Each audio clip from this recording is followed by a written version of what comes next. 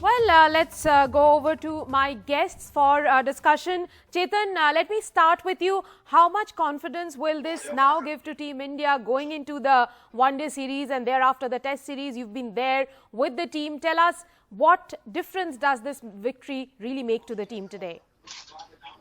Well, in terms of the T20 World Cup, Rika, first of all, this sets them on the path to the World Cup. They've got a couple of answers that they were looking for, especially Shreyas Iyer in the middle order, and then maybe that Shivam Dubey experiment perhaps not working out, but the pace attack is working out. Shardul Thakur, Navdeep Saini, they have got some really good experience under their belt. In terms of the ODIs, well, they'll carry that momentum because it's pretty much the same formula for the 2019 ODI World Cup. They were using T20s for the ODI formula. They are using ODIs now for the T20 formula. For the tests, again, it'll be dependent on in terms of experience, in terms of their bowling attack. So all in all, the Indian team is looking in good shape. Mr. Rajaraman, I'll have to talk to you about KL Rahul. Well, before this series, we weren't expecting probably much from KL Rahul, but the way he's gone from strength to strength, getting the man of the series today and also cementing his position in the team as perhaps the wicketkeeper, do you see that India carrying on with this combination, him featuring as India's #1 wicketkeeper even for the ICC World T20? On the basis of what we have seen in the series in New Zealand, Rika, I think KL Rahul will be the wicketkeeper going into the World T20, but that's a long way off. There's too much time between now and World T20. I think we'll have to wait and watch. But yes, Rahul has not done his case any harm. He's opened the innings really well in Shikhar Dhawan's absence, and I think he's kept fairly adequately. I think he's made his place in the team quite sure for himself. Sanjay also joins us on the show right now. Sanjay, I had asked you this question the last time around. I have to ask you again, why is not New Zealand finding a way to beat India? They were 116 for 3 at one point and then they collapsed to 141 for 9. What really is happening to this team? You know, I can tell you one thing, Rika, that if you look at this entire series, there are two things that are clearly manifesting themselves. One is that the Indian team is refusing to give up. Number two is that New Zealand is willing to give up. I mean, nothing can explain the two dramatic catastrophes they faced in the super overs. They were most unwarranted disasters from the point of view of New Zealand. And even if you look at the first match, ideally, maybe New Zealand can tell itself they could have been ahead 3-2. So one is obviously the nature of the beast. T20 is a very unpredictable format. Things can change rather dramatically. But there can be no denying that I think India is now psychologically probably draining the opposition. You know, don't forget that even before India landed in New Zealand, I'm sure the Kiwis were aware of the way they have been demolishing the teams in both one-day and T20 back home. Right. And you're talking about solid teams. So I think somewhere down the line, now the teams are like looking at India like the way in tennis you look at a Djokovic or a Roger Federer. You know, you got the potential, you know you can win, but you're missing it at the end. Therefore, I think for New Zealand, an extremely damning series because they have lost it, whitewash at home. As far as India is concerned, I think this is a clear message. But I agree with my good friend Raja here. There's a long way between now and the T20 World Cup cricket. And knowing once again the way the volatile fluctuations happen, India will have to make sure it doesn't peak too much before the World Cup. Well, let me go over to Gaurav. Since you follow the game very, very closely and you've been following the series, do tell us what, according to you, was the standout moment of this 5-match series? Yeah, the standout moment would be India closing the super overs. And once you do that, you go into a 5th match of a series and close that with literally a shrug, you had Saudi batting for a change. He wasn't bowling, but he didn't make it to the 20th over. Otherwise, just imagine what would happen for him, the kind of psychological drain a player goes through by just being there at the death each time. And you're talking about a very senior player here, Saudi, who is captaining the side after Williamson was out. So it's huge calls like that. When you have a captain who goes down and goes down twice like that, what happens to a Kiwi side? What I'd also like to talk about, which would be something which would be quite easily glossed over, is how abysmal India's fielding has been in the series, that it has possibly rubbed off on New Zealand, which is by far one of the best fielding sides in the world, and they look pretty bad also fielding. So Right. you're talking about, you know, things like batting, bowling, which works within, say, when you have guys like Bumrah who's bowling Yorkers and Sanis following up. But when you look at how bad things go, and this could quite easily be something that the Indian team will do well not to gloss over, because catching, fielding is possibly as bad as it has been in ages. This started with the Bangladesh series. All these series have been won somehow. So you've got so much strength and power on top of the order, where you're talking about your batting. If you were to say stay with T20, you're talking about firepower, which starts with KL Rahul, Rohit Sharma, Virat Kohli. You've got Shikhar Dhawan as backup. So the key in any T20 is the top. When you are hitting that hard on the top, you should be winning most games. Right. But we're bad fielding, and they really need to look at that. Before we go further into the discussion, I will have to ask Chetan, could you give us a quick update on Rohit Sharma? What exactly is his status?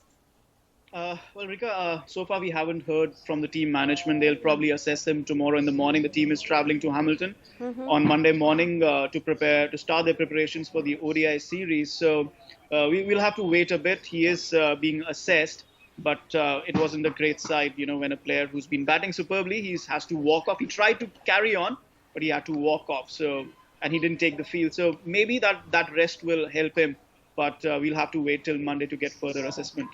Right. Raja, talking about the opening slot, India did experiment in the opening slot with Sanju Samson. He was given the opportunity to open with KL Rahul 2 matches, but he will probably be missing out on the opportunities. Do you see now Shikhar Dhawan coming back once he is fit?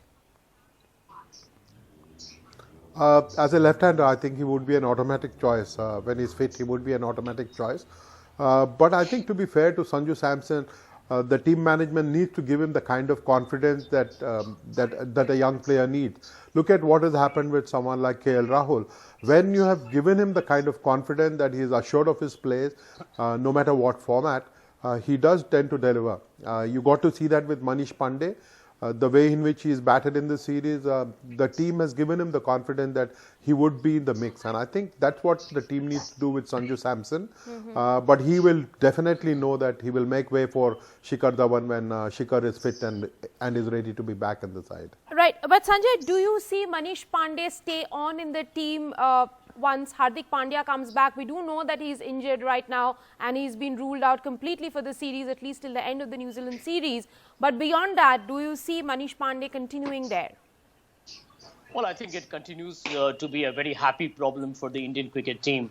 Plentiful riches to choose from, a phenomenal bench strength. You look at how Shreyas Iyer has been playing fantastically in the middle order, and you have a situation today where Pandya, if he's fit and back, I mean, Bumrah has taken a little while to get into the groove, but once these guys, hit their purple patch, they are match winners. They are destructive players. So, I agree with you that, end of day, Manish Pandey is basically justified his inclusion. That makes his position in the team formidable. It's not as if Pandya can just walk in and, hope to hit everything out of the park on day one. Right. But yes, I mean, this is a happy problem that India should be, willing to confront and take it match to match. Gaurav, ahead of the series, everyone was talking about how MS Dhoni is being missed, how there's no one who's being able to fill into MS Dhoni's big boots. Do you think that after the kind of performance that KL Rahul has given, he is a good fit? Well, I'd say that's a long shot, comparing KL Rahul, who's a makeshift keeper, with Dhoni. I'd say if we start off looking at, say, Saha, what he is doing as a keeper, there might be, I mean, this is something which I don't think anyone is thinking, but in T20, you could hide a makeshift keeper. In one-day cricket, in 50 overs, I think you seriously need to look at, if Pant isn't filling it for you, I doubt KL Rahul, that is really pushing it to have a makeshift keeper keeping for 50 overs. So I would say look at who the next best keeper in the country is. Look at Saha, what he possibly can do. Because they've overlooked Karthik now for a while, who or was maybe a try natural Sanju T20 Samson fit. out. See, Sanju Samson is someone they're looking at T20. I think it's also necessary to look at players with formats that they fit into. This is something with KL Rahul that they have blundered.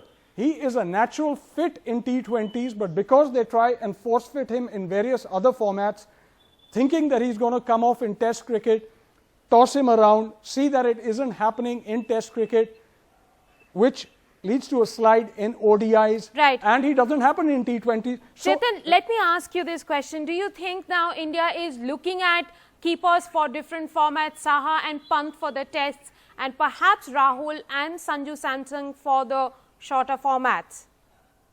Absolutely, Rika. I think they have divided their priorities in terms of formats as the wicket-keeping role is concerned. Saha is the absolute #1 choice as concerns Test cricket. Yes, Rishabh Pant is there, but from August till January, he's lost his spot in the playing 11 across all formats, which is a bit worrying for him. But the team is working hard with him. I've seen batting coach Vikram Rathore work hard with Rishabh Pant in the net. So maybe, given time, given some space away from the game, away from the limelight, Rishabh Pant can come back in the playing 11. But yes, Saha and Pant for the test matches. I disagree a little with Gaurav here because Virat has clearly outlined that Rahul will keep wickets in the ODIs. And let's be honest, he's not that bad a wicket-keeper. He's been keeping a long time for Karnataka.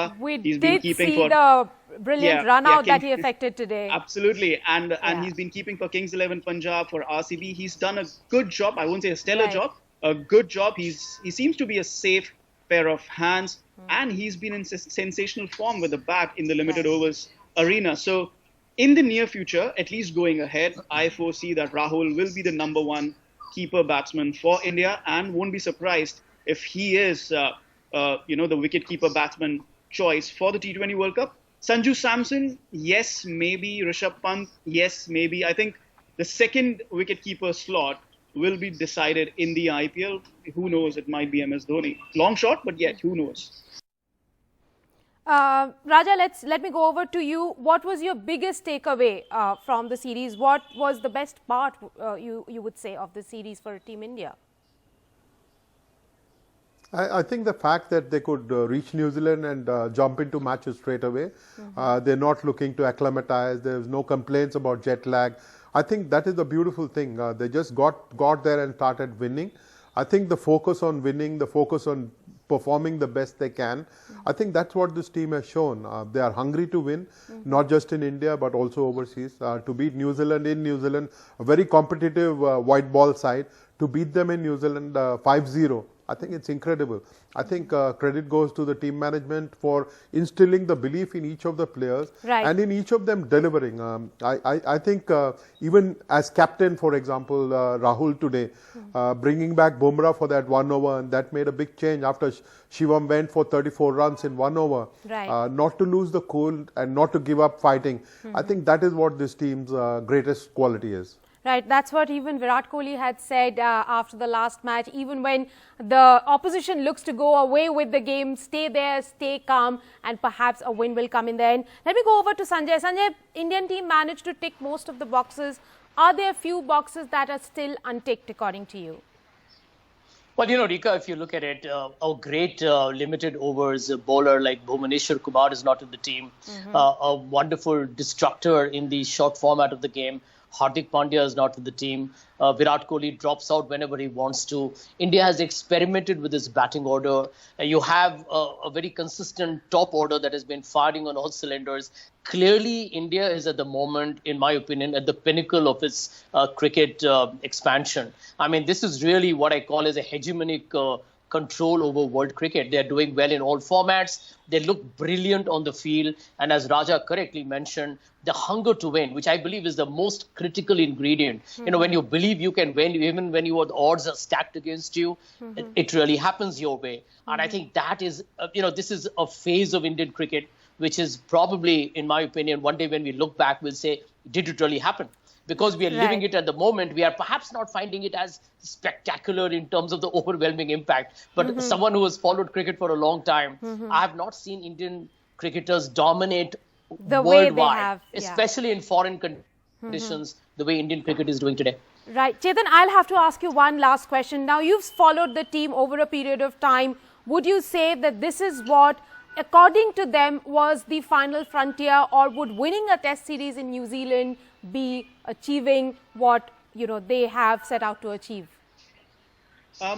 Wouldn't say that this is the final frontier for India. In fact, I would say that this is the start of the final frontier, because in a way, this is the start of India's next overseas test cycle. They play New Zealand right now, then they play Australia later this year. Next year, they go to England. Then after that, they go to South Africa. So you're playing 4 overseas tours in 2020 and 2021. At the end of that, if they win maybe 3 out of 4, or at least learn from their mistakes that they made in England in 2018, in South Africa in 2018, they won in Australia. They need to repeat that. I think a win here in New Zealand will be the starting point of achieving that final frontier. Maybe not New Zealand entirely, but those 4. It has to be a progression across those 4 overseas tours in 2 years. Right. Thank you very much, gentlemen, for joining me on the show. The news is that India has won the T20 series against New Zealand 5-0 and created a record. With that, time for a very tiny break on the show. More on the other side. Stay tuned.